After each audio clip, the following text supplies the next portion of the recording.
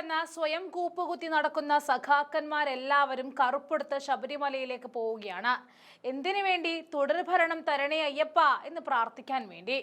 സ്ത്രീകളെ ശബരിമലയിൽ കയറ്റുന്നതുൾപ്പെടെ നിർണായക കാര്യങ്ങളിൽ തലയിട്ട് സ്വയം ചീഞ്ഞിരിക്കുന്ന പിണറായി സർക്കാരിന്റെ അടുത്ത പരിപാടി ഭക്തജനങ്ങളെ കയ്യിലെടുക്കലാണ്. അതിനായി ആഗോള അയ്യപ്പ സംഗമം നടത്താനൊരുങ്ങുന്നു. എന്നാൽ വോട്ട് പെട്ടിയിലാക്കാനുള്ള സംഘപരിവാർ ലൈനിലുള്ള ഈ കളിയെ പിന്തുണയ്ക്കാൻ കോൺഗ്രസ് ഒരുക്കമല്ല. ആഗോള അയ്യപ്പ സംഗമത്തിന് നേരെ മുഖം തിരിക്കുകയെന്നതാണ് UDFന്റെ തീരുമാനം.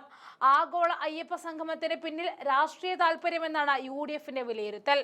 1 മണിക്കൂറോളം നീണ്ടുനിന്ന UDF യോഗത്തിലായിരുന്നു ഈ തീരുമാനം വന്നത്. അയ്യപ്പ സംഗമവുമായി സഹകരിക്കാതെ CPIMന്റെ ഇരട്ടത്താപ്പ് തുറന്നു കാണിക്കുകയാകും UDF ചെയ്യാൻ പോകുന്നത്. ആഗോള അയ്യപ്പ സംഗമത്തെ മുസ്ലിം ലീഗ് പിന്തുണച്ചോടെ വെട്ടിലായത് കോൺഗ്രസ് നേതൃത്വമായിരുന്നു.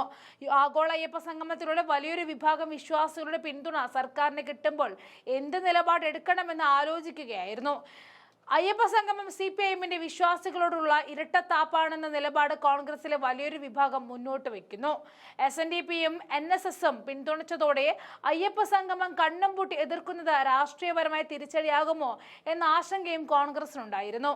യുവതീ പ്രവേശനം BJPയെ പോലെ UDFും സജീവ ചർച്ചയാകാൻ തയ്യാറായേക്കും എന്നാണ് ഇപ്പോൾ അറിയാൻ കഴിയുന്നത്. CPIM മറക്കാൻ ആഗ്രഹിക്കുന്നത് ജനങ്ങളെ ഓർമ്മിപ്പിക്കുകയാണെന്നും UDF അജണ്ട. കൂടാതെ ആഗോള അയ്യപ്പ സംഗമത്തിന് ക്ഷണിക്കാനെത്തിയ Thiruvithamkoor Devaswom board president PS പ്രശാന്തിനെ കാണാൻ കൂട്ടാക്കാതെ പ്രതിപക്ഷ നേതാവ് മാറിയ കാഴ്ചയും കാണാൻ സാധിച്ചു. പ്രതിപക്ഷ നേതാവ് കണ്ടോൺമെന്റ് ഹൗസിൽ ഉണ്ടായിട്ടും പ്രസിഡന്റിനെ സംഘത്തിനെയും കാണാൻ അനുമതി നൽകിയില്ല. തുടർന്ന് ക്ഷണക്കത്ത് ഓഫീസിൽ ഏൽപ്പിച്ച് പ്രശാന്ത് മടങ്ങുകയായിരുന്നു. അയ്യപ്പ സംഗമത്തിന്റെ സംഘാടക സമിതിയിൽ പ്രതിപക്ഷ നേതാവ് രക്ഷാധികാരിയാണെന്ന് PS പ്രശാന്ത് കഴിഞ്ഞ ദിവസം പറഞ്ഞിരുന്നു. എന്നാൽ തന്നോട് ആലോചിക്കാതെ രക്ഷാധികാരിയെ ഉൾപ്പെടുത്തിയതിൽ പ്രതിപക്ഷ നേതാവിന് കടുത്ത അതൃപ്തിയാണുള്ളത്. മുൻപ് കോൺഗ്രസ് നേതാവായിരുന്ന പ്രശാന്ത് പാർട്ടി വിട്ട് CPIMനൊപ്പം ചേർന്ന ശേഷമാണ് ദേവസ്വം പ്രസിഡന്റായത്. അയ്യപ്പ സംഗമം പരിപാടിക്കെതിരെ ഹൈന്ദവീയം ഫൗണ്ടേഷൻ ട്രസ്റ്റ് നൽകിയ ഹർജിയിൽ സർക്കാരിന്റെ നീക്കം ഭരണഘടനാ വിരുദ്ധമാണെന്നും ദേവസ്വം ബോർഡിന്റെ ചുമതലകൾക്ക് വിരുദ്ധമാണ് എന്നുമാണ് ആരോപണം. മതേതര സർക്കാരിന് മതപരമായ കാര്യങ്ങളിൽ ഇടപെടാൻ നിയമപരമായി അധികാരമില്ല. ഇത്തരം കാര്യങ്ങൾക്ക് സർക്കാർ പണം മുടക്കുന്നത് ഭരണഘടനാ വിരുദ്ധമാണെന്നും അയ്യപ്പ സംഗമം രാഷ്ട്രീയ വാണിജ്യ ലക്ഷ്യങ്ങളോടെയാണെന്നും ഹർജിയിൽ ആരോപണമുണ്ട്.